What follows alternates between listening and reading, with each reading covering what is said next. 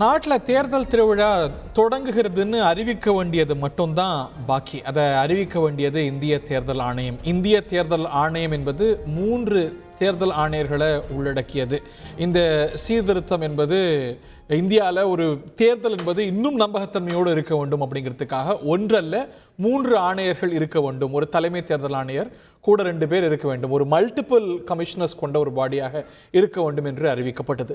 அடுத்த வாரம் தேர்தல் அறிவிப்பு வர வேண்டிய வாரம். ஆனால் ஒரே ஒரு தலைமை தேர்தல் ஆணையர் தான் இருக்கிறார். ஏற்கனவே ஒருவருடைய பதவிக்காலம் முடிந்து பிப்ரவரி மாதத்தில் அவர் ரிட்டையர் ஆகிட்டார். அருண் கோயல் உடைய ராஜினாமா, திரு கோயல் ஆணையருடைய ராஜினாமா என்பது மிகப்பெரிய அதிர்வலைகளை ஏற்படுத்தி இருக்கிறது, விவாதத்தை கிளப்பி இருக்கிறது. அடுத்த வாரம் தேர்தல் அறிவிக்கும் போது தனிப்பட்ட காரணத்தை சொல்லி விலகி இருக்கிறாரே, இது சாதாரணமான நிகழ்வாக இல்லையே, மிக அசாதாரணமாக இருக்கிறது என்று எதிர்க்கட்சிகள் பல கேள்விகளை எழுப்புகிறார்கள். தேர்தலை மையப்படுத்தி தேர்தல் ஆணையத்தை பற்றி நிறைய சர்ச்சைகள் தொடர இது ஒரு பெரிய சர்ச்சையாக பூதாகரமாக எதிர்க்கட்சிகளால் எழுப்பப்பட உருவாகி இருக்கிறது. என்ன கேட்குறாங்க, ஒரே நாடு ஒரு தேர்தல் போய் ஒரே நாடு ஒரே தேர்தல் ஆணையரா அப்படிங்கிற கேள்வி எழுப்பப்பட்டிருக்கிறது எதிர்க்கட்சிகளால். இந்த கேள்வி நியாயம்தானா? இந்த விவாதத்தில் நம்முடைய இணையக்கூடிய விருந்தர்கள் அரங்கத்தில் திரு ஹிதாயத்துல்லா, காங்கிரஸுடைய மூத்த தலைவர், திரு TDS ரவிச்சந்திரன், வலதுசாரி சிந்தனையாளர், அதே போல பேராசிரியர் அருணன் அவர்கள் இணைகிறார் மார்க்சிஸ்ட் கம்யூனிஸ்ட் கட்சியின் சார்பாக, டாக்டர் சுமன் சி ராமன் அவர்கள் இணைகிறார், இன்னும் சற்று நேரத்தில் திரு ரஞ்சித் அவர்களும் வலதுசாரி சிந்தனையாளர் ரஞ்சித்தும் இணைய இருக்கிறார்கள். டாக்டர் சுமன் கிட்ட கேட்கணும்னு நினைக்கிறேன். இது நிச்சயமாக அசாதாரணமானது. Timing is very conspicuous. அடுத்த வாரம் தேர்தல் அறிவிப்பு வரணும் அப்படின்னா இன்னைக்கு ஒரே தேர்தல் ஆணையரோடு இருக்கும், தலைமை தேர்தல் ஆணையர் மட்டும். ஒரு தேர்தல் ஆணையருடைய ராஜினாமா என்பது அசாதாரணமானது. ஆனால் இதில் உள்நோக்கம் கற்பிக்கவோ இல்லை இதுக்கு ஒரு பொலிட்டிக்கல் கலர் கொடுக்கவோ முகாந்திரம் இருக்கா? ஃபர்ஸ்ட் ஆஃப் ஆல், ஒரு வாரத்திற்குள் பொது தேர்தல் அறிவிப்பு எதிர்பார்க்கப்படுகிறது. ஃபீட்பேக் வருது, கொஞ்சம் கட் பண்ண சொல்லுங்களேன். சோ இந்த ஒரு வாரத்திற்குள் பொது தேர்தல் அறிவிப்பு வரக்கூடிய இந்த சூழலில் ஒரு தேர்தல் ஆணையர் காரணம் எதுவும் தெரிவிக்காமல், இப்போ சப்போஸிங் ஏதோ ஒரு கிரிட்டிக்கல் ஹெல்த் இஷ்யூ இருந்துச்சு அப்படின்னா அதுவும் நம்ம ஓரளவுக்கு புரிஞ்சுக்கலாம். ஏதோ ஏன்னா இது பியாண்ட் எனிபடிஸ் கண்ட்ரோல். இது ஏன் கவலை அளிக்கிறது என்றால் 4 காரணங்கள் 5 காரணங்களுக்காக இது கவலை அளிக்கிறது. 1, பொது தேர்தலுக்கு தேர்தல் அறிவிப்பு வருவதற்கு ஒரு வாரம் 10 நாட்களுக்கு முன்பு நடக்கக்கூடிய ஒன்று. 2வது, இன்னைக்கு நேத்து பாத்தீங்கன்னா அவருடைய கலீக்ஸ் 2 பேரும் 3 பேரும் எவ்வளவுன்னு தெரியல, ஆனா அவங்க போஸ்ட் பண்ணிட்டாங்க, அவர் ரொம்ப ஃபிட்டா இருக்காரு, நல்ல ஹெல்த்ல இருக்காரு, அவர் ஒன்னும் ஹெல்த் ரீதியாக அவருக்கு ஒன்றும் பிரச்சனை இல்லைங்கிற மாதிரி ட்வீட் பண்ணிருக்காங்க. அவர் தரப்பில் கூட சொல்லப்பட்டது.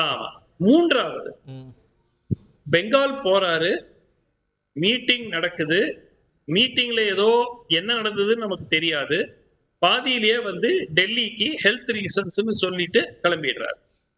அன்னைக்கு அங்கு நடைபெற இருக்கக்கூடிய அந்த செய்தியாளர் சந்திப்புல அவர் கலந்துக்கல, நேரா போறாரு.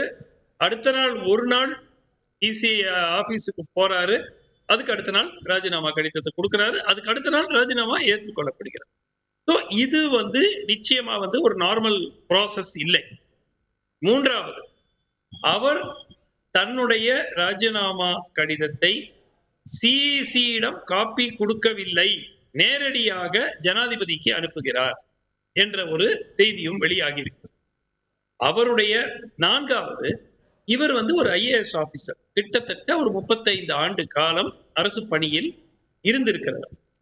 அவர் திடீர்னு ஒரு நாள் அவருடைய பாஸுக்கும் அவருக்கும் பிரச்சனை வந்ததுனால அவர் விட்டுட்டு போயிடுவாரு, கோச்சிட்டு போயிடுவாரு. IASல நீங்க த்ரூ அவுட் யுவர் கெரியர் உங்களுக்கு பிடிக்காத பாஸஸும் இருப்பாங்க, பிடிச்ச பாஸஸும் இருப்பாங்க, அவங்களோட நீங்க வேலை செய்யணும். ஒவ்வொரு வாட்டியும் பாஸோட சண்டை வரும்போது நான் ராஜினாமா பண்ணிட்டு போறேன்னு போறது இல்லை யாரும். அது ஒன்று. மிகவும் முக்கியமாக 2027 வரைக்கும் இவருக்கு பதவி காலம் இருக்கிறது. 2022 தான் வந்திருக்காரு. சோ ஏன் 3 ஆண்டு காலம் இன்னும் ஒரு முக்கிய பதவியை விட்டு விட்டு இவர் செல்கிறார்? Personal reasons. அது ஏன் நம்ம பர்சனல் ரீசன்ங்கிறது தான், பர்சனல் ரீசன்ங்கிறது தான். இல்ல அதுக்கு கிளாரிட்டி வரவில்லை.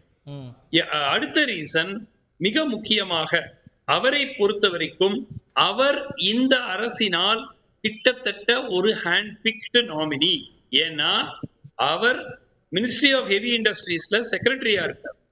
செக்ரட்டரியா இருக்கிற அந்த பதவியை அவர் ரிட்டையர்மெண்ட் வேண்டி ஓய்வு வேண்டும் என்று ரிட்டையர்மெண்ட் வாங்கிட்டு அதுக்கு அடுத்த நாள் அவர் எலெக்ஷன் கமிஷனராக ஒரே நாள்ல நடக்குது. இது கோர்ட் வரைக்கும் ஒரே நாள்ல நடக்குது. அதெல்லாம் சரி. அவர் வேற ஏதாவது ஒரு ரூட்ல வந்திருந்த ஒரு நேச்சுரல் ரூட்ல ஒரு அப்ரைட் ஆபீசர் அப்படிங்கிற மாதிரியான ஒரு இமேஜ் கொண்டவர்.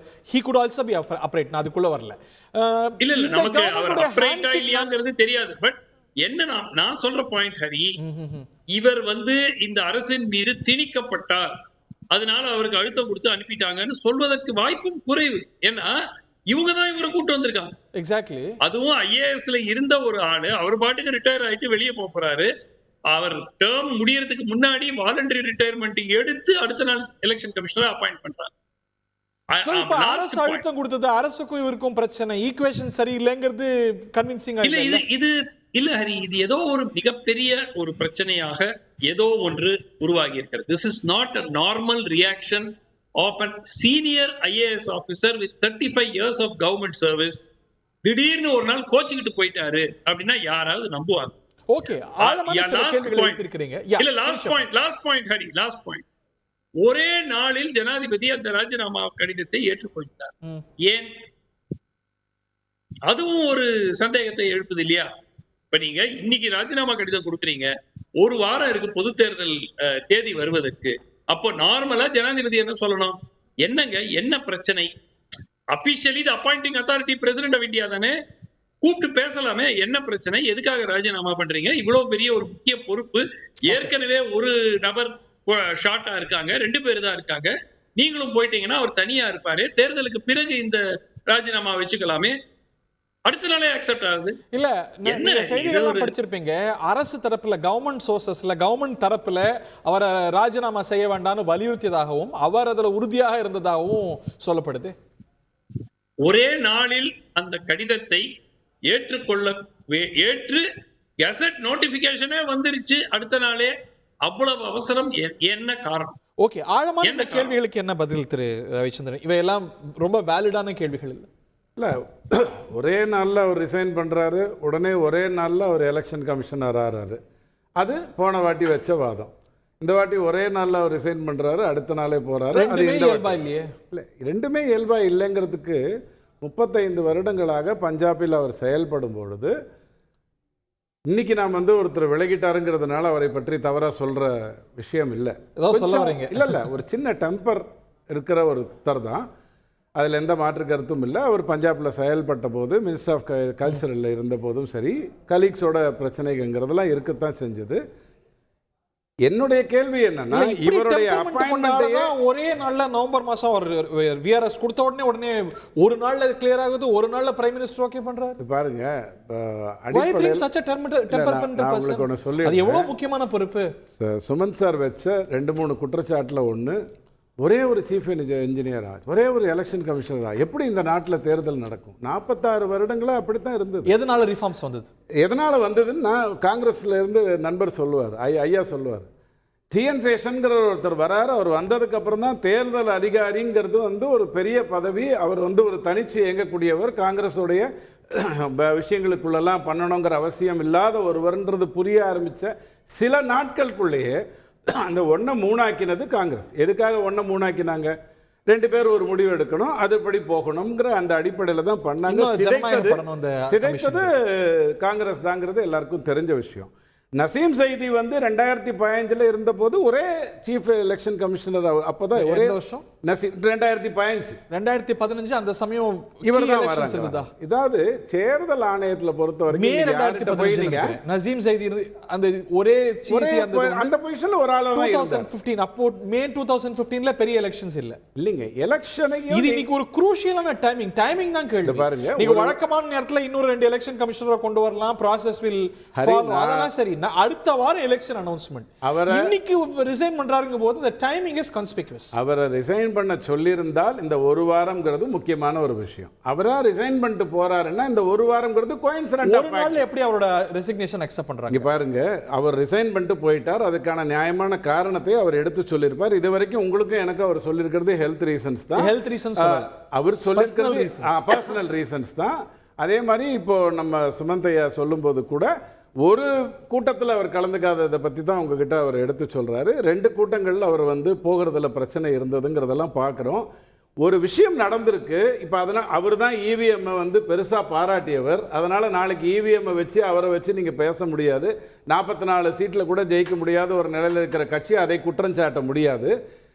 அவர் தான் இந்த ஓட்டிங், அதாவது ரிமோட் ஓட்டிங்கை கூட ப்ரமோட் பண்ணார். அந்த டைம்லேயும் நீங்கள் விமர்சனம் வைத்தீங்க. அடிப்படையில் என்ன இதில் இஷ்யூ அப்படின்னு சொன்னால், ஒரு எலெக்ஷன் கமிஷனரை வைத்து கொண்டு தான் இந்த நாடு 46 வருடங்கள் இருந்தது. பல காலங்கள் நடுவில் இருந்தது. நடக்க போகுது. ஒரு எலெக்ஷன் கமிஷனர் வச்சு தான் நடக்க போதோ?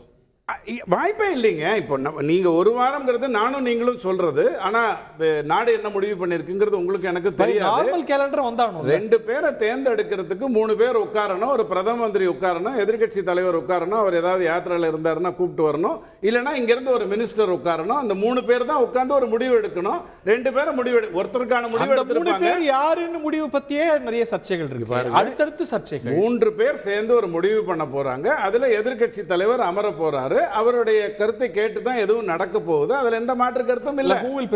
எலெக்ஷன் கமிஷனர் அப்படிங்கிறதுல எத்தனை பேர் நடுவில் வந்திருக்காங்க. நவீன் சாவ்லா ரிசைன் பண்ண வேண்டிய அவசியம் ஏன் ஏற்பட்டது? அப்போ அழுத்தம் கொடுத்தது யாரு? வேணுகோபால் ஐயா மேல மன்மோகன் சிங் ஐயா அஃபிடவிட்டை ஏன் கொடுத்தாரு?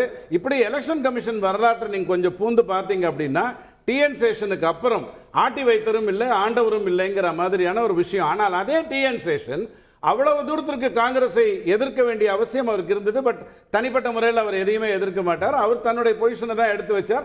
அவர் காந்தி நகரில் எலெக்ஷன்ல நின்றார். உங்களுக்கு தெரியுமா? காங்கிரஸ் சீட்ல 999 அத்வானிக்கு எதிராக நின்றார். ஸோ ஒரு அதிகாரி தான் ஒரு பியூரோக்ராட் ஒரு முடிவு எடுக்கும் போது எதுக்காக எடுக்கிறாங்க, ஏன் எடுக்கிறாங்கன்றதெல்லாம் நம்ம சொல்லவே முடியாது. அதை வைத்துக்கொண்டு இப்ப நடக்க போற தேர்தலில் அவங்க 370 ஜெயிக்க போறாங்க, அது எல்லாமே போகஸுங்க, எலெக்ஷன் கமிஷனர் தான் எல்லாத்தையும் முடிவு பண்ண போறாருன்னு பேசுறீங்கன்னா வெறும் வாய்க்கே அவலப்படணும். வெறும் வாயா இருக்கிறதுனால தான் அவளையாவது கொடுக்கிறோம். எதையாவது தின்னுட்டு இருந்தா அந்த பிரச்சனையும் இருந்திருக்காது. 45 பேரை மட்டும் தான் நீங்க ரிலீஸ் பண்ண முடிஞ்சது. 195 பேரை தைரியமா ரிலீஸ் பண்ண வைக்க முடிஞ்சது. எல்காட் எம்டி எதுக்காக ரிசைன் பண்ணார் அப்படின்னு நான் ஏன் கேட்கணும்? அண்ணாமலை ஐயா எல்காட்டை பத்தி பேசினார். ரகுராம் ராஜன் ஐயா எதுக்கு ரிசைன் பண்ணார்? இப்ப இங்க 5ல் ஒருவராக உட்கார்ந்துகிட்டு மத்திய அரசு பணம் கொடுக்கலன்னு சொல்றதுக்காக அவர் இங்க 5ல் ஒருவராக உட்கார்ந்தார். பியூரோக்ராட்ஸ் ரிசைன் பண்றதுங்கிறதுக்கு அவங்க உண்மையிலே நேர்மையானவங்களா இருப்பாங்க. ஒரு சின்ன சங்கடம் போறோம், ஒரு சின்ன இது போறோம், அவங்க ரிசைன் பண்ணிட்டு வெளில வருவாங்கிறது யதார்த்தமா நடந்த ஒரு விஷயம். உள்நோக்கம் கற்பிக்கிறதா ப்ரொஃபசர்? இது மட்டும் இல்ல, இன்னும் 2 விஷயம் சொல்லிடுறேன். தீனதயாள் உபாத்யாயா அதாவது தெரேசாவை பற்றி ஒரு புத்தகம் எழுதுகிறார் அப்படிங்கிறதெல்லாம் சுட்டிக்காட்டப்பட்டு தான் நவீன் சாவ்லாவை பொறுத்த வரைக்கும் அவர் ரிசைன் பண்ண வேண்டிய சூழ்நிலை வந்தது. ஒரு எலெக்ஷன் கமிஷன் இந்தியாவில் எலெக்ஷன் நடத்தல, அந்த சிஸ்டம் தான் நடத்துது. டிஎன் சேஷன் ஐயா வந்ததுக்கு அப்புறம் தான் இல்லை, நான் என்ன சொல்றேன், ஒரு நாடுங்கிறது ஒரு பிரதமரோ ஒரு முதல்வரோ நடத்துற விஷயம் இல்லை, ஒரு சிஸ்டம். அதுல எந்த தப்பும் நீங்க பண்ண முடியாது. ஒருவராக இருந்துதான் 46 வருடங்கள் நடத்தியிருக்கோம். நாளைக்கு ஒருவராக இருக்கணுங்கிற அவசியம் இல்லை. 2 பேர் ஈஸியா அப்பாயிண்ட் ஆயிடலாம். ஏதாவது யாத்திரையில் இருந்தாருன்னா அவரை கூப்பிட்டு வந்தா வந்துருவாரு. லீடர் ஆஃப் அப்போசிஷனும் பிரைம் மினிஸ்டரும் ஒரு மினிஸ்டரும் உட்கார்ந்து முடிவெடுக்க வேண்டிய ஒரு விஷயம் தான். இதையெல்லாம் ஒரு கட்டமைப்பாக நீங்க கொண்டு போவீங்க அப்படின்னு சொன்னா, நான் பேசுறதுக்கு இதுல ஒண்ணுமே இல்லை. அடிப்படையில் ஒரு விஷயம், 2-3 மேட்டர் மட்டும் நான் சொல்லிடுறேன். Reserve your thoughts, we can have a dynamic debate. Professor பதில் சொல்லுங்க. you can come anytime. அவர் முடிச்சதுக்கு அப்புறம் இதுக்கு போய் கற்பிக்கிறீங்களே. அவர் அப்பாயிண்ட் பண்ணும் போது அவர் கெட்டவர், இன்னைக்கு விலகும் போது பாத்தீங்களா இவரே போயிட்டாரு. மாமியார் உடைச்சாலும் மண்கூடம் என்ன சொல்லுவாங்க, மாமியார் போனாலும் விமர்சனம். சரி இல்ல ஹரி, நாம எல்லாம் தேர்தல் தேதி பற்றிய அறிவிப்பு வரும் என்று எதிர்பார்த்துக்கிட்டு இருந்தோம். ஆனால் தேர்தல் ஆணைய ராஜினாமா பற்றிய அறிவிப்பு வந்திருக்கு. எதிர்பாராததை எதிர்பாருங்கள். அதான் சொல்றேன். சுமன் சார் சரியா குறிப்பிட்டது போல அவர் ராஜினாமா பண்ண அது அடுத்த நாளே அது ஏற்கப்பட இப்ப கடைசியா என்ன ஆயிடுச்சு என்றால் 3 பேர் கொண்ட அந்த தேர்தல் ஆணையத்துல 2 ஆணையர்கள் இல்ல, 2 இடங்கள் காலி ஆயிடுச்சு. தலைமை தேர்தல் ஆணையம் மட்டும் இருக்காரு. இப்ப ரவிச்சந்திரன் நண்பர் அது அவருடைய உரிமை. ஐயா ஒரு ஆளே போதுமையா, எல்லாம் கடந்த காலத்துல எல்லாம் அப்படித்தான், டிஎன் சேஷன் ஐயா மாதிரி ஒருத்தர் இருந்தா போதும் என்று அவருடைய கருத்து, அது அவருடைய உரிமை. இப்ப என்னுடைய கவலை என்னன்னா, இப்ப வந்திருக்க கடைசி செய்தி 15ஆம் தேதி பிரதமர் இந்த 2 பேரை நியமிக்கிறதுக்கான அந்த ஆலோசனை குழு கூட்டத்தை நடத்த போறாருன்னு ஒரு செய்தி வந்திருக்கு. ஒரு ஏட்டுல 14 அல்லது 15 இருக்கலாம் வருது. ஹரி உங்களுடைய டிவி உட்பட எல்லாத்துலயும் 15ஆம் தேதி அது நடக்க போகுது என்று வருது. அப்படின்னா இன்னும் 5 நாட்கள் தான். அப்ப மிக முக்கியமான கவலையுடைய ராஜினாமா இதெல்லாம் ஒரு புறம் இருக்க, அது சுமன் சார் ரொம்ப விரிவா சொல்லிட்டாருனால நான் அதுக்குள்ள போகல. என்னுடைய கவலை வேறு ஒண்ணு. இப்ப 2 பேரை நியமிக்க போறாரு பிரதமர். நான் வேணும்னே இந்த வாக்கியத்தை சொல்றேன். எதிர்க்கட்சி தலைவர் இருக்க போறாரு அதுல. அதான் வர்றேன். 2 தேர்தல் ஆணையரை பிரதமர் நியமிக்க போறார். எதை வச்சு சொல்றேன்? 3 பேர் கொண்ட குழு. 3 பேர்த்துல எதிர்க்கட்சி தலைவர் இருப்பாரு. மிச்சம் 2 பேர் யாரு? அமைச்சர் பிரதமர். அமைச்சர் பிரதமர் இன்னொன்னு அவருடைய அமைச்சர். பிரதமரா அவர் ரெக்கமெண்ட் பண்ணி உருவான அமைச்சர். இந்த மெஜாரிட்டி அப்ப யாரு கிடைக்கும்? பிரதமர் தான். அவர் சொல்றபடிதான். இது உச்ச நீதிமன்ற தீர்ப்பை முறியடிப்பதற்காக மோடி அரசு கொண்டு வந்த ஒரு சட்டத்தின் அடிப்படையில். நான் என்ன கேக்குறேன், இவரை கொண்டு வந்தது யாரு? இப்ப இன்னைக்கு ஒரு போனதுனால ஐயோ போயிட்டாருங்கிறோமே, இவர் எப்படி கொண்டு வந்தாங்க? ஐயோ இவர் இப்படி கொண்டு வந்துட்டோமே, இவரை தானே கேள்வி கேட்டுட்டு இருந்தோம். இப்ப நான் ஐயோ போயிட்டாரு நான் சொன்னேன். எல்லாரும் சொல்றாங்களே very very very very concerning. இவர் கொண்டு வந்த போதே கன்சர்னிங் சொன்னவன் தானே. இல்லங்க, சுமன் சார் ரொம்ப நல்லா சொன்னாரு. இவரை கொண்டு வந்ததும் மோடி ஐயா தான். இப்ப என்னுடைய கருத்துக்கோள், இவரை போக சொன்னதும் மோடி ஐயா தான். அப்ப அவங்களுக்கு இடையில என்ன நடந்துச்சு நமக்கு தெரியாது.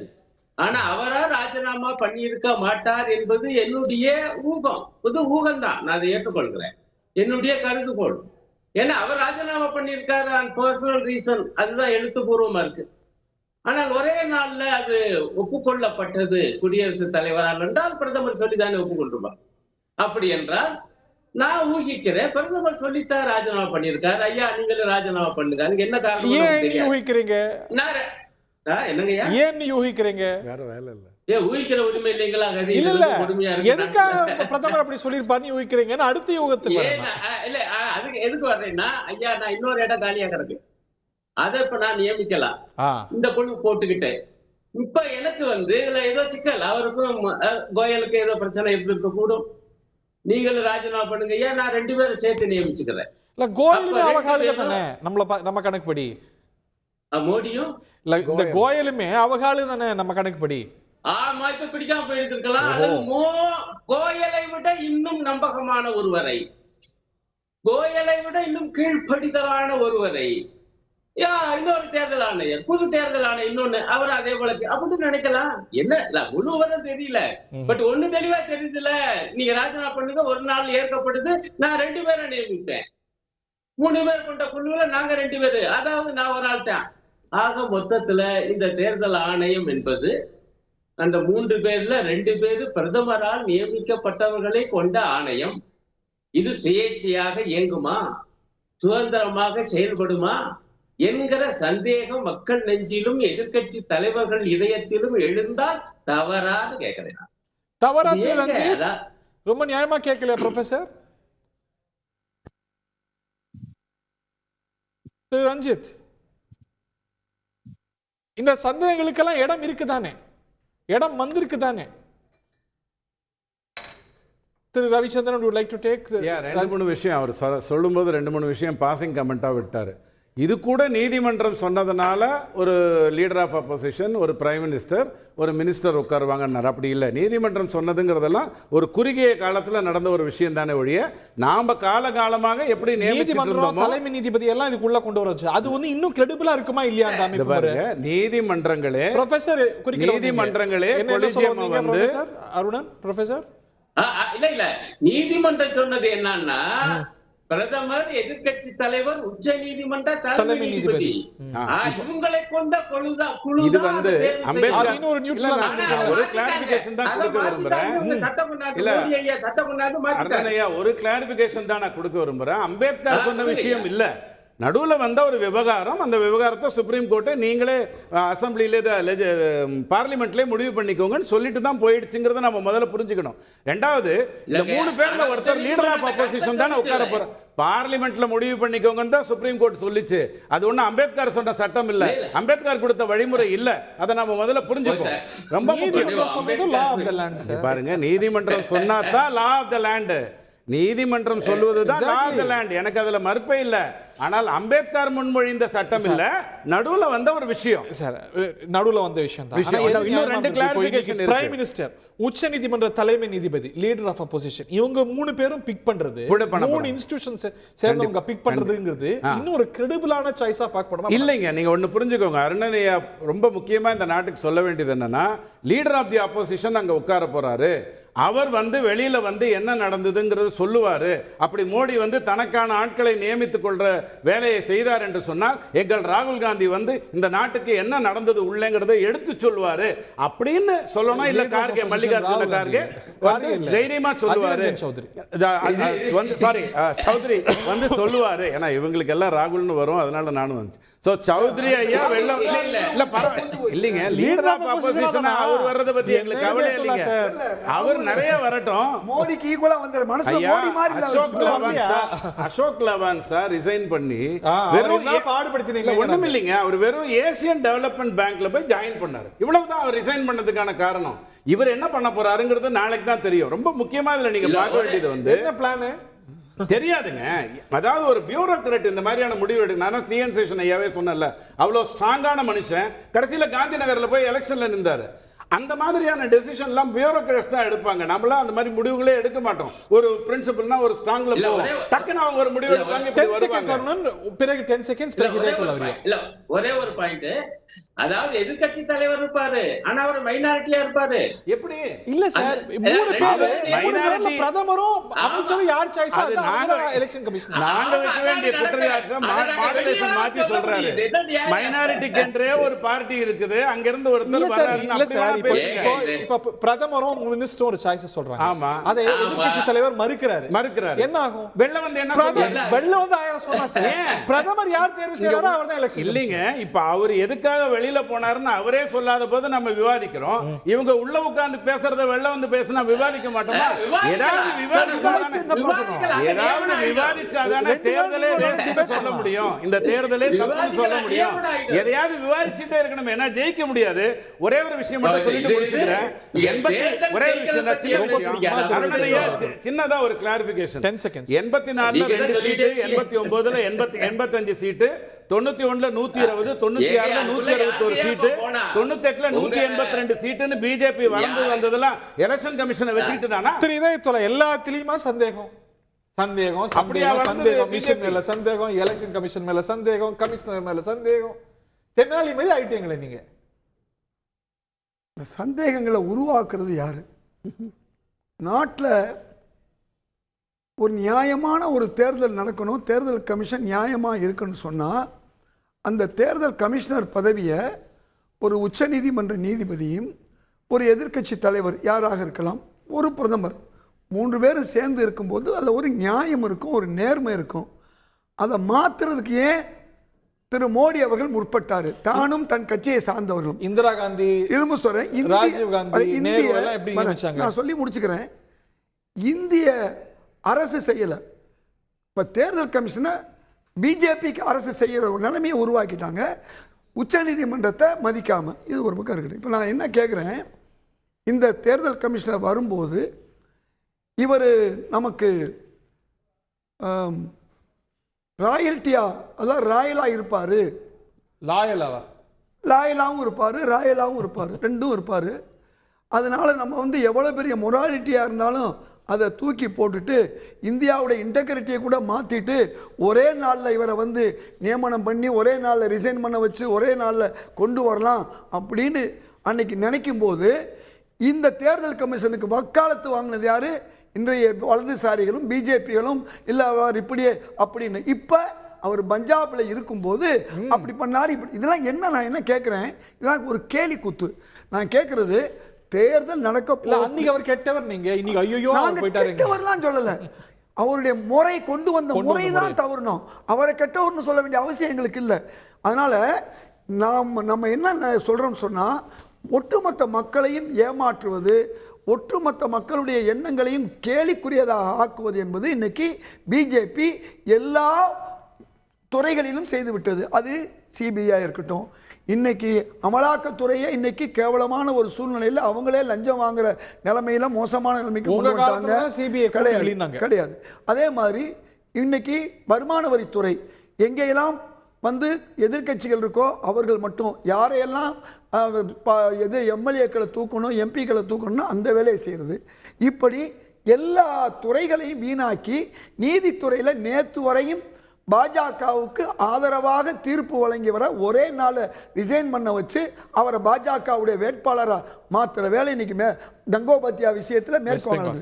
இப்படி எல்லா துறைகளையும் வந்து ஊழல் துறைகளாக, கரப்ட் துறைகளாக, களங்கம் உள்ள துறைகளாக மாற்றிய பிஜேபி இன்னைக்கு தேர்தல் நடக்கக்கூடிய இந்த சூழல்ல அவரை எந்த அடிப்படையில் நியாயமாக இருக்கணும்னு நினைச்சதுனாலயா, அல்லது பிஜேபி சொன்ன மாதிரி தேர்தல் கமிஷன் வேலைகளை செய்யாதனாலயா இன்றைக்கு இந்த கமிஷனரை வந்து அவர் ஒரே நாளில் பதவி ரிசைன் பண்ணி அழகாக சொன்னார் சுமந்த், நான் கூறுவது கூறல் நல்லதில்லை. இன்றைக்கு இப்படிப்பட்ட ஒரு சூழல் இன்றைக்கு பாஜக ஆட்சியில் எல்லா துறைகளையும் வந்து மோசமான சூழ்நிலைக்கு தள்ளியது போல தேர்தல் கமிஷனையும் தள்ளிய ஒரு சூழலை பாஜக உருவாக்கி இருக்கிறது. இது நியாயமா? மக்களுக்கு தெரியாதா? நான் என்ன கேட்குறேன், நீங்கள் 2 இருந்தீங்க, 10 வந்தீங்க, 40, அதெல்லாம் வேற விஷயம். நீங்கள் அதே 6 வருஷம் ஆட்சியில் இருந்து தூக்கி எறியப்பட்டீங்க. 13 நாள் ஆட்சி உங்கள் ஆட்சியை பார்த்தோம், 13 மாதம் ஆட்சியும் பார்த்தோம். அதனால யாரும் நீண்ட கால எதிர்கட்சியாக இருக்க முடியாது, நீண்ட கால ஆட்சியில் இருக்க முடியாது. இன்னைக்கு பல ஆட்சிகளை நம்ம பார்த்துருக்கோம். நம்ம காங்கிரஸ் என்னமோ எதிர்கட்சி கூட தகுதி இல்லைன்னு சொல்லு, அப்படி கூட இல்லாமல் வெறும் 2 சீட்டில் இருந்த பிஜேபி தான் இன்னைக்கு ஆட்சியை பிடிச்சிருக்கு. அதனால இந்த எகத்தாளம், கேவலம், ஆணவ போக்கு, அகங்கார போக்கு இதெல்லாம் நீண்ட காலம் நீடிக்காது என்பது இது போன்ற செயல்கள் மூலமாக மக்கள் கவனித்துக் கொண்டிருக்கிறார்கள். இந்த மக்களுடைய கவனம் பூரா வந்து இவ்வளவு தூரம் அறம்னு பேசி இன்னைக்கு அறத்துக்கு எதிராக இருக்காங்க, நேர்மை நியாயம்னு பேசி இப்படி இருக்காங்க, ஊழல்னு பேசி இன்னைக்கு ஒரு 5% கார்ப்பரேட்டுகளுக்காக வேண்டி கடன்களை தள்ளுபடி பண்ணியிருக்காங்க, 15 லட்சம் கோடியை தள்ளுபடி பண்ணியிருக்காங்க. ஆனால் விவசாயிகள் 1 லட்சம் கோடி அவங்கள கடனை தள்ளுபடி இருக்கலாம். காங்கிரஸ் 10 வருஷத்துக்கு முன்ன வெறும் 70,000 கோடியை தள்ளுபடி பண்ணியனால விவசாயிகள் காங்கிரஸ் மேல ஒரு பிரியமா இருந்தாங்க. இது மாதிரி 2 மிகப்பெரிய ஒரு போராட்டங்களை விவசாயிகள் நடத்தல. இன்னைக்கு விவசாயிகள் மட்டுமல்ல, எல்லா துறையும் பிரச்சாரம் இல்ல, எல்லா துறையும் வெளியில போறோம். அதான் நான் சொல்றேன். இன்னைக்கு ஏன் இன்னைக்கு விவசாயிகள் போராட்டம் தேர்தல் நேரத்தில் நடந்துகிட்டு இருக்கு? இன்னைக்கு இந்தியா முழுக்க கிடையாது, இந்தியா முழுக்க இன்னைக்கு தமிழ்நாட்டில் 18 இடங்கள்ல இன்னைக்கு ரயில் மறியல் போராட்டம். பத்திரிகை படிங்க சார். பாஜக காரங்க ஒரே காங்கிரஸ் இல்ல, விவசாயிகளுடைய ரயில் மறியல் இன்னைக்கு ஒவ்வொரு ஊரா நடந்திருக்கு. தஞ்சாவூர் மாவட்டத்தில் இருந்து எல்லா மாவட்டம் நடந்திருக்கு. அதனால இன்னைக்கு தேர்தல் நேரத்தில் விவசாயிகள் கொதிச்சு போயிருக்காங்கன்னா என்ன காரணம்? அதனால எல்லா துறையினரையும் நீங்க ஏமாத்தி இருக்கீங்க. இன்னைக்கு பெண்களுக்கு எதிராக நீங்க நாங்க மகளிருக்கு 3 1 பங்கு தருவோம்னு சொல்லி அது 2026 2030 ஆண்டு தெரியாத அளவுக்கு ஏமாத்துறீங்க.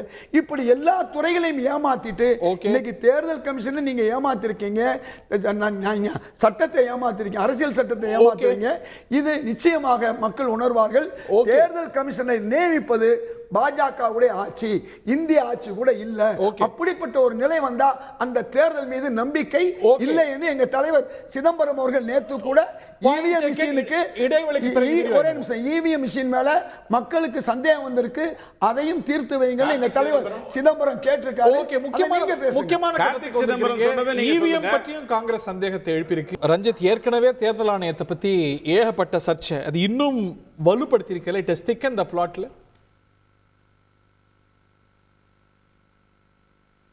2009 நவீன் சாவ்லாவை பயன்படுத்தி எப்படி தேர்தலில் முறைகேடுகள் செஞ்சு ஆட்சிக்கு வந்தாங்களோ அதே மாதிரி பாஜகவும் பண்ணதுன்னு அவங்களுக்கு ஒரு சந்தேகம் போல. திருப்பி சொல்லுங்க, ரிப்பீட் யுவர்செல்ஃப். 2009 நவீன் சாவ்லாவை பயன்படுத்தி எப்படி ஆட்சிக்கு வந்தார்களோ அந்த மாதிரி பண்றாங்களோன்னு அவங்களுக்கு ஒரு சந்தேகம் எழுந்திருக்குன்னு சொல்லலாம். ஏன்னா 2009 ஜனவரி மாசம் கோபால்சாமி அவர்கள் அந்த சீஃப் எலெக்ஷன் கமிஷனரா இருந்தவர் என்ன சொல்றாரு, நவீன் சாவ்லா அவர்கள் வந்து காங்கிரஸுக்கு ஆதரவா இருக்காரு, ஒரு கட்சிக்கு ஆதரவா இருக்கனால அவரை பதவி நீக்கம் செய்யணும்னு பிரசிடென்ட்டுக்கு ரெக்கமெண்டேஷன் பண்றாரு. ஆனா அது ஏத்துக்கல. அன்றைக்கு காங்கிரஸால் நியமிக்கப்பட்ட குடியரசுத் தலைவர் இல்ல, அன்னைக்கு காங்கிரஸால் நியமிக்கப்பட்ட குடியரசுத் தலைவர் அதை ஏத்துக்கல. அன்னைக்கு இருந்த சீஃப் எலெக்ஷன் கமிஷனரோட பரிந்துரையை குடியரசுத் தலைவர் ஏத்துக்கல. அவரே தான் ஏப்ரல் மாதம் வந்து ஏப்ரல் மேல ஊர் உலகத்துக்கு தெரிஞ்ச விஷயம். அந்த மாதிரி கேவலமான விஷயம் காங்கிரஸ் ஆட்சியால் நடக்கல. அசோக் லாவாசா இருந்தாலுமே கூட அவர் வந்து ஓராண்டுகள், நீங்க 2019 அவர் அந்த எலெக்ஷன் கமிஷனர் இருக்காரு. ஆனாலும் 2020 ஆகஸ்ட்ல தான் அவர் பதவி விலகிறாரு. கிட்டத்தட்ட ஓராண்டுகளுக்கு மேலாவே அவர் பதவியில நீடிக்கிறார். அப்புறம் அவருக்கு வந்து வங்கியில ஒரு பதவி கிடைக்கிறனால ராஜினாமா பண்ணிட்டு போறாரு.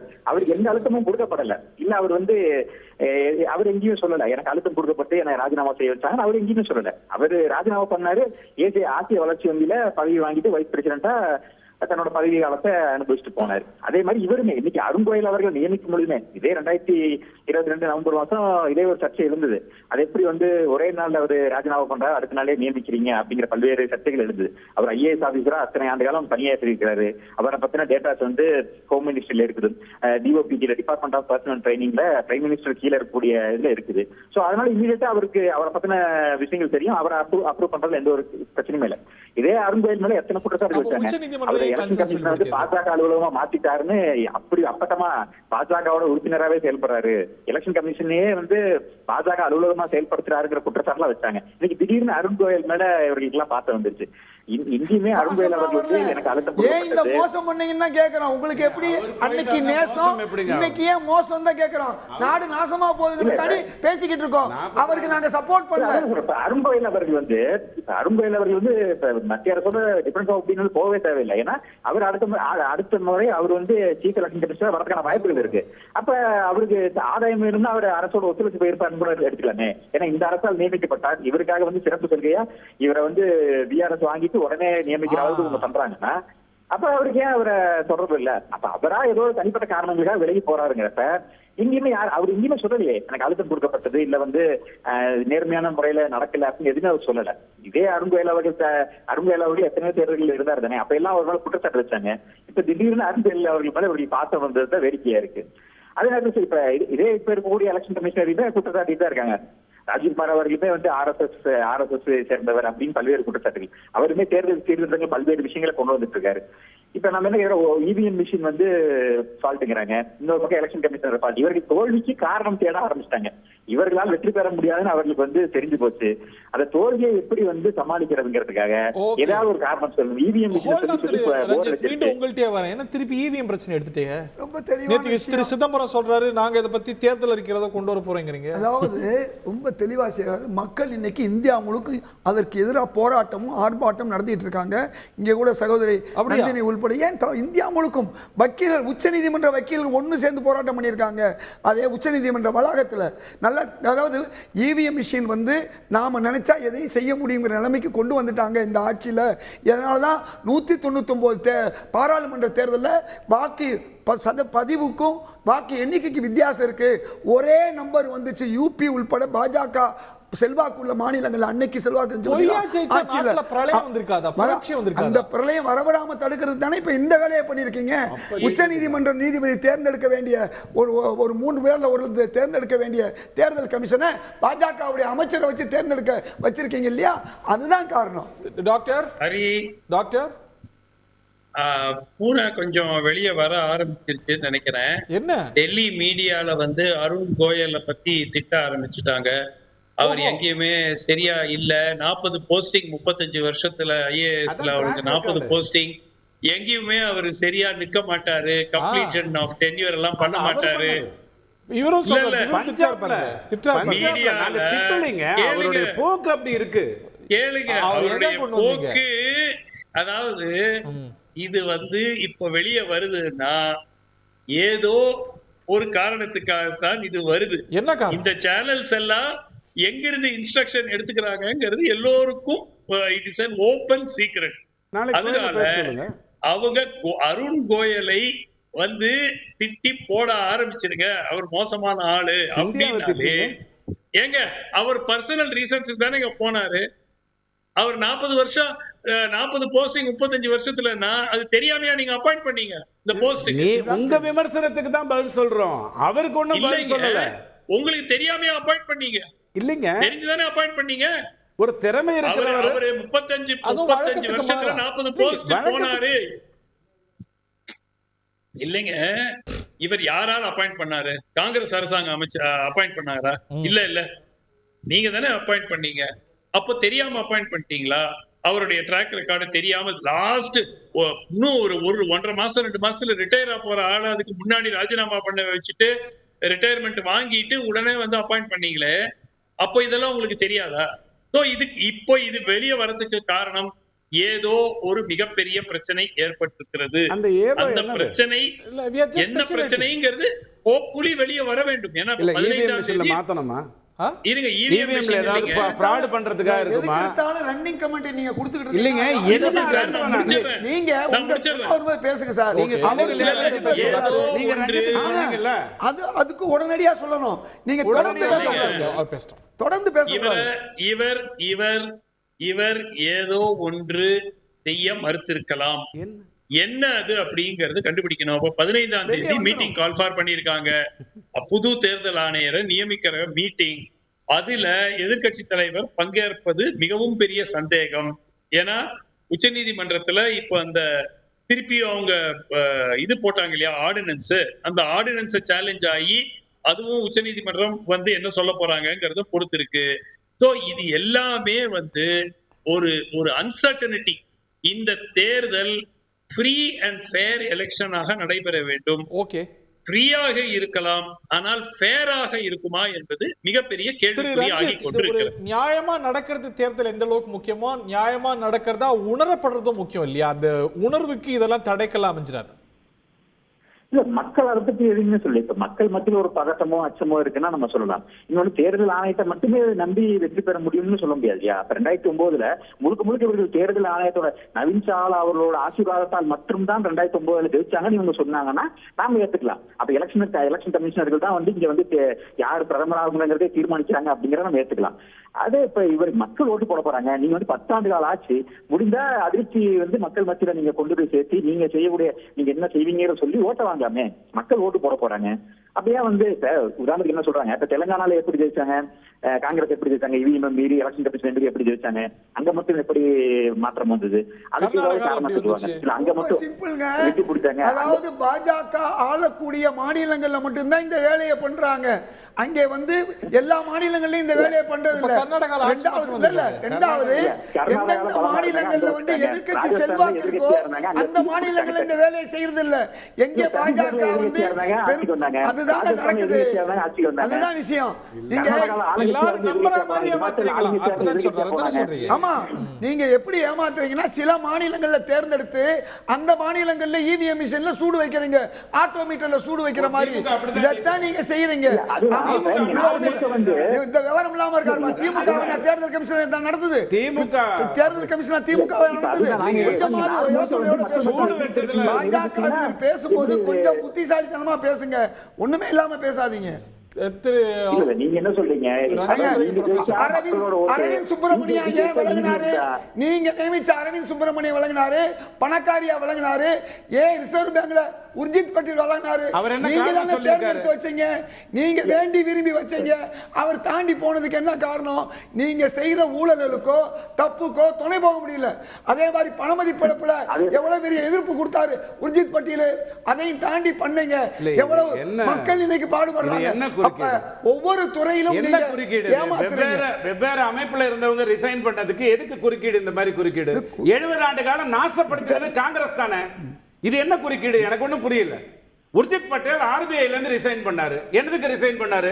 நீங்க போய் 2000 ரூபாய் நோட்டை 30,000 கோடியை மாத்துறதுக்காக ரிசைன் பண்ணாரா? நடக்கலையா? எதுக்கு ரிசைன் பண்ணாரு? அமித் ஷா அவர்கள் கீழே இருந்த கோஆபரேட்டிவ் பேங்க்ல 9,000 கோடி ஒரே நாள்ல மாத்துறது உலகத்துக்கு தெரியாதா? தேர்தல் கமிஷனை பத்தி பேசுங்க சார். நீங்க கமிஷன் பத்தி காங்கிரஸ் சொல்றீங்கல்ல, கமிஷனை பத்தி பேச ஆரம்பிக்கிறீங்க. நீங்க தேவையில்லாம ரன்னிங் கண்ட்ரி கொடுக்கிறது இதுதான். சார் அவருக்கு நீங்க பதில் தான் சொல்றேன். ஏதோ சொல்றீங்க. பாகிஸ்தான்ல ஏன் தோத்தாங்க? நான் உண்மையே சொல்றேன். இவரு எதுக்கு அரேபியா நாட்டுல எப்படி தோத்தாங்கன்னு நீங்க தான் டைவர்ட் பண்றீங்க. தேர்தல் கமிஷனை பத்தி நீங்க பேசுங்க. தேவையில்லாம அரபு நாட்டுன்னு சொல்றீங்க. அங்கெல்லாம் தேர்தல் இல்ல. தேர்தல் இருக்கு. ப்ரொஃபசர் ஹரி நீங்க குறுக்கிட வந்தீங்க. ஹரி இல்ல, அதாவது இங்க 2 நண்பர்கள் இங்க வந்து தேர்தல் வெற்றி தோல்வியோட இந்த விமர்சனங்களை எல்லாம் சேர்த்து வச்சு பேசினாங்க. நான் என்ன அவங்களை கேட்கிறேன், பாஜகவின் வெற்றிக்கு இந்த தேர்தல் ஆணையம் அதுல நியமனங்களுக்கு சம்பந்தம் இல்லை என்றால், அதான் மோடி தான் சொல்றாருல, நாங்க தனியா 370 எங்க கூட்டணி 400 பிறகு உச்ச நீதிமன்றத்தின் அந்த ஆலோசனையை ஏற்கவில்லை. அம்பேத்கர் சொல்ல தேர்தல் ஆணையர் நியமனம் தொடர்பாக தேர்தல் ஆணையர்களை தேர்வு செய்வதிலே பிரதமர், எதிர்கட்சி தலைவர், அப்படி உச்ச அம்பேத்கர் நீதிமன்ற சொல்லல. தலைமை நீதிபதி. இப்பதான் அம்பேத்கர் எங்க உச்ச நீதிமன்றம் சொல்வது முக்கியம். அந்த அவங்களே அப்படி நியமிக்கிறது இல்லையே. உச்சநீதிமன்றத்துல கொலிஜியம்ல தானே நியமிச்சுக்கிறாங்க. அவங்க வெளிப்படையா நியமிக்கிறாங்களான்னு கேக்குறாரு. நீங்க மட்டும் மத்தவங்கள தலையிட்டா இப்படி பேச, நீங்க மட்டும் என்கிட்ட தலையிட்டுக்கிட்டே இருக்கீங்க. கொஞ்சம் தயவு செய்து கொஞ்சம் பொறுமையா இருக்கு. நீங்க பேசுறதெல்லாம் கேட்கிறேன், ஏன் இப்படி எல்லாம் பண்பு இல்லாம நடந்துக்கிறீங்க? நான் கேட்கிற கேள்வி, உங்களுக்கு தேர்தல் ஆணையம் பத்தி கவலை இல்லை என்றால் யார் வேணாலும் இருக்கட்டுமியா?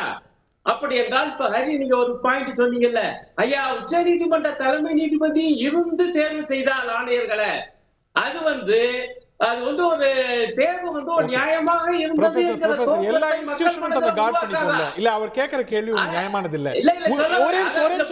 ஒரு சின்ன குறுக்கீடு நீங்க சொன்னது தொடர்பா தான். உச்ச நீதிமன்ற நீதிபதிகளை யார் நியமிக்கிறாங்க? அது அவங்களே நியமிச்சுப்பாங்க. ஆனா உச்ச நீதிமன்றம் மத்த நியமங்களை தலையிடுமா? இல்லங்க, கொலேஜியம் பத்தி தனியா பேசுவோம் ஹரி, அதெல்லாம் நம்ம ஏற்கனவே பேசியிருக்கோம். நீங்க இதையும் கொண்டாந்து ஏன் இது பண்றீங்க? அதுவும் இன்டெகிரிட்டியோட இருக்கணும், இதுவும் இன்டெகிரிட்டியோட இருக்கணும். இல்லங்க, 2 இன்டெகிரிட்டியா இருக்கிறத ஒத்துக்கொள்கிறேன். ஆனால் அந்த தன்மை வேற, இந்த தன்மை வேற. இத பொறுத்த வரையில அவங்க ஒரு ஆலோசனை வைக்கிறாங்க, முக்கியமான ஆலோசனை, ஒரு நம்பகத்தன்மை உருவாக்குறதுக்காக. இப்ப பாருங்க, இது என்னங்க அர்த்தம்? அவர் பிரதமர் இருப்பாரு, அவர் கீழே வேலை பார்க்கிற ஒரு அமைச்சர் இருப்பாரு, எதிர்கட்சி தலைவர் பரிதாபமா உட்கார்ந்து இருப்பாரு. இங்க ஒரு நண்பர் சொல்ற மாதிரி அங்க விவாதத்துல இவங்க எடுக்கிற முடிவை பத்தி வெளியே வந்து விமர்சனம் பண்ணுவாரு. ஆனா அங்க நியமனம் ஆயிடும். அவங்க தாங்க தேர்தல் ஆணையம். அப்படி என்றால் நீங்க உங்களுடைய வெற்றியிலே உறுதி இருந்தால் ஏன் இந்த வேலை? அப்படி என்றால் உங்களுக்கு நம்பிக்கை இல்லை உங்களுடைய வெற்றியில. ஆகவே தேர்தல் ஆணையத்துடன் கூட்டணி அமைக்க பாக்குறீங்க. தேர்தல் ஆணையத்துடன் கூட்டணி அமைக்கணும்னா அங்க உங்களுக்கு வேண்டிய ஆளுங்க வேணும். 15ஆம் தேதி அந்த வேலையை தான் செய்ய போறீங்கிறேன் நான். திரு ரஞ்சித் தனக்கு வேண்டிய 2 பேரை நியமிக்க போகிறார். இல்ல இந்த சந்தேகம் எழாதா? என்ன நியாயமா இல்லையா அந்த சந்தேகம்? இல்ல இப்ப சப்போஸ் எதிர்க்கட்சி தலைவர் பங்கேற்கலன்னு வச்சுக்கோங்க, அவர் பாய்காட் பண்றாரு. இப்ப டாக்டர் சுமன் சொன்னது போல ஒரு ஆர்டினன்ஸ் இருக்கு, அது நீதிமன்றத்துல சேலஞ்ச் பண்ணிட்டாங்க. இல்ல அவர் பங்கேற்காவிட்டாலும் மெஜாரிட்டி அடிப்படையில பிரதமர் சொன்னதுதான் நடக்க போகிறது. பங்கேற்கலன்னா இன்னமும் கூட கிரெடிபிளா இருக்காது இல்ல? 2015 முன்னாடி எப்படி நியமனங்கள் நடந்துச்சு? காங்கிரஸ் ஆட்சி காலத்துல 2015 முன்னாடி அதை விட இது ஒரு நல்ல சிஸ்டம் தானங்க. உச்ச நீதிமன்ற தலைமை நீதிபதி நம்ப மாட்டோம், அமைச்சர்கள் செய்யறத நம்ப மாட்டோம், எதையுமே நம்ப மாட்டோம். என்ன பண்றது? அவர் நீங்க என்ன சொல்றோம், அவர் நியமிக்கக்கூடிய நபர்களோட கிரெடிபிலிட்டி நீங்க கேள்வி எழுப்புங்க. அவர் கடந்த கால எழுப்புறதுக்கான ஒரு பாடியா வந்து இன்னும் நியூட்ரல் பாடி இருந்தா தேவலம் தானே? நியமிக்கிற அருண்கோயில் அவர்கள் இருக்காருன்னு சொன்னேன். அவர் காங்கிரஸ் ஆட்சி காலத்திலும் வந்து பல்வேறு பொறுப்புகள் இருந்திருக்காரு. அது இல்ல சார், நியமிக்கிற முறையை பத்தி பேசுறோம். நியமிக்கிற முறையை பத்தி பேசுறோம்.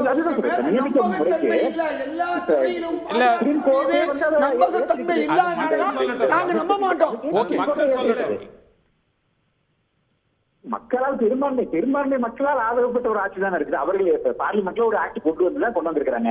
எடுத்தோம் தவிர்த்தோம் எதுவுமே செய்யலையே. பார்லிமெண்ட்ல லோக்சபால கொண்டு வந்து பொலிட்டிக்கல் கவர்மெண்ட் தாண்டி ஒரு அட்டானமஸ் பாடி எலெக்ஷன் கமிஷன் சொல்றோம். அதனால நியமனங்கள் இன்னமும் கூட ஃபேரா இருக்கணும்னு நீங்க நினைக்கலையா? உச்ச நீதிமன்றம் சொன்ன மாதிரி இல்ல அதாவது அதுதான் சொல்றேன், அதே உச்ச நீதிமன்றம் தான் இந்த கமிட்டி ஏத்துக்கிட்டாங்க. நீங்க பிரதமர் இருக்கலாம், எதிர்கட்சி தலைவர்கள், சீஃப் ஜஸ்டிஸ் பதிலாக அவர் வந்து ஒரு பிரதமரால் நியமிக்கப்பட்ட ஒரு அமைச்சர் இருக்க போறாரு. இதுல எந்த ஒரு பிரச்சனையும் இல்ல. மக்களுக்கு நம்பிக்கை இருக்கு. பிரதமர் மோடி அப்படிங்கிற மக்கள் நம்பிக்கை வச்சிருக்காங்க.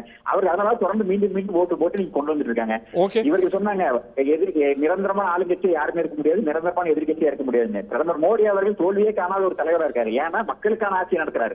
10 ஆண்டு காலம் காங்கிரஸ் மத்தியில் இருந்தப்ப கூட மோடி அவர்களை வீழ்த்த முடியல. அதுக்கப்புறமும் நீங்க 2009 நவீன் சாவ்லா வச்சு நீங்க தேர்தலை சந்தித்த மாதிரி கூட 2014 காங்கிரஸால் நியமிக்கப்பட்ட எலெக்ஷன் நவீன் சாவ்லா வச்சு தான் ஆட்சிக்கு வந்தாங்களா? அது அவர்கள் தானே சொல்றாங்க. இப்ப அவங்க தானே குற்றச்சாட்டு வைக்கிறாங்க. எலெக்ஷன் கமிஷனர் வந்து உங்களுக்கு ஆதரவா இருந்தா நவீன் சாவ்லா வச்சு அவங்க ஆட்சிக்கு வர முடியும்னா இன்னொருத்தர் வச்சு நீங்க ஆட்சிக்கு வர முடியும்ல? பிஜேபி தான் சொல்லுச்சு. பிஜேபி எந்த தேர்தல் கமிஷனா இருக்கும் போதும் நேர்மையா நடந்த சேஷனுக்கு எதிராக பேசினார். இப்ப அவர் காந்தி நகர்ல எலெக்ஷன் நீங்க நேர்மையானவர்களுக்கு நீங்க வந்து எதிராக இருக்கீங்க. இல்ல சின்ன விஷயம் நீங்க ஆதரவா இல்ல இப்படி எல்லாம் மடைமாற்ற முடியாது. இது கண்டிப்பா வேற விவாதம். சேஷன் ஐயா மேல எங்களுக்கு எல்லாம் மரியாதை இருக்கிறதுனாலதான் நாங்க உயிர்ப்பிச்சோம். நான் அதை சொல்லல. ஒரே ஒரு விஷயம், ஒரு சர்ஜிக்கல் ஸ்ட்ரைக்கை பத்தி மாலிக் சொன்னாருன்னு பேசிக்கிட்டே இருந்தாங்க. பேசிக்கிட்டே இருந்தாங்களா? அவரோட நிலைமை என்னாச்சு? ஈடில அவரை இப்படிதான் அனுமதிச்சோம். ஒரு கவர்னர் இல்லைங்க. காஷ்மீர்ல நடந்த அந்த புல்வாமா தாக்குதலுக்கு காரணமானது பாஜகன்னு வெளியே கொண்டு வந்தாங்க. வீட்ல ஈடி ரைட் எப்படி பிடிச்சிட்டாங்க? அவர் பக்கத்து வீட்ல இருந்து எடுத்துட்டு வந்தாங்க. ஈடி ரைட் எப்ப அவர் சொன்னதுக்கு பின்னால யாரெல்லாம் எவ்வளவு எதிராக இருக்காங்களோ அவங்களுக்கு எதிராக ஈடி மத்த ஒரு விஷயம் சின்னதா சொல்லிடுறேன். சிந்தியா அவர்கள் உங்களுக்கு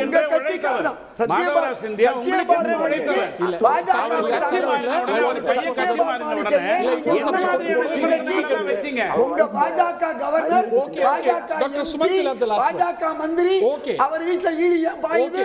உங்களுக்கு பாயிண்ட் டேக்கன் சார். கடந்த புல்வாமா அட்டாக்குக்கு நீங்க தான் காரணம் சொன்னீங்க. அவர் வீட்ல ஈடி போயிட்டு அந்த பீடி எடுத்து வந்து போய் அங்க இருந்து ஓகே பாயிண்ட் அத முதல்ல பேசுங்க. டாக்டர் சுமந்த், இத தாண்டி இவிஎம் மேல இன்னும் சந்தேகம் எழுப்புறாங்க. நேத்திக்கு காங்கிரஸோட பிரஸ் மீட் கேட்டிருப்பீங்க. எங்க அறிக்கையில ஸ்பெஷலா இவிஎம் பத்தின மாற்று ஏற்பாடு வர போகுது அப்படிங்கறாங்க. சந்தேகம் இருக்குன்னு சொல்றாங்க. Is it not taking to for? இல்ல, இது வந்து என்னை பொறுத்த வரைக்கும் இவங்க வந்து இந்த விவிபேட் வந்து 100% டேலி பண்ணா அதுவே போறோம். ஏன்னா அப்கோர்ஸ் அதையும் வந்து ஒரு மெத்தட்ல வந்து மேனிபுலேட் பண்ணலான்னு யாரோ ஒருத்தர் எழுதியிருக்காங்க. பட் அதெல்லாம் நிரூபிக்கல. ஸோ மெயின் திங் என்னன்னா, இப்ப எங்க சிக்கல் வருது என்றால், விவிபேட் வந்து உங்களுக்கு as soon as the vote is cast அதை வந்து கிழிச்சு உள்ள டப்பால விழுந்துருது. அந்த விவிபேட் எண்ணப்படுறதுக்கு ஒவ்வொரு பூத்துல அதை எண்றதுக்கு அவ்வளவு டைம் ஆகாது. ஸோ அந்த விவிபேட்டையும் டேலி ஆகிற ஓட்டு இப்ப 2 விஷயம் வருது ஹரி. எங்க சந்தேகம் வருகிறது என்றால், பல ஆண்டு காலமாக 10 ஆண்டு காலமாக உறுதியாக செலுத்தப்படும் வாக்குகளும் எண்ணப்படும் வாக்குகளுக்கும் எண்ணிக்கை வித்தியாசம் வருகிறது. ஒரு 10 ஓகே விட்டுடலாம். பட் சில கேஸ்ல 10,000 ஓட்டு 20,000 ஓட்டு எல்லாம் வித்தியாசம் வரும்.